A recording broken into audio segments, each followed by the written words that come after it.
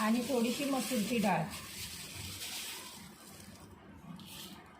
अशा 3 डाळी मिक्स करून आज मी त्या डाळीमध्ये मिरची, टोमॅटो, हळद, मीठ टाकून फक्त ह्याला उकडून घ्यायचं आहे।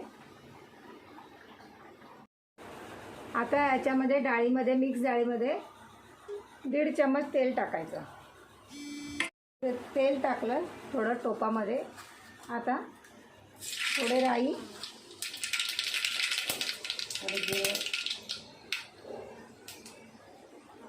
थोडे जिरे आणि थोडी लसूण टाकून फोडणी द्यायची। फोडणी चांगली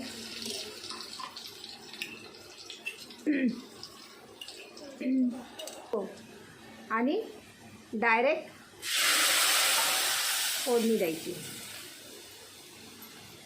मस्त सुगंध आला आहे आणि हे थोडंसं पाणी टाकायचं। आता बस साधी डाळ आहे, पण छान आहे। लाईक करा, शेअर करा आणि सबस्क्राईब करा।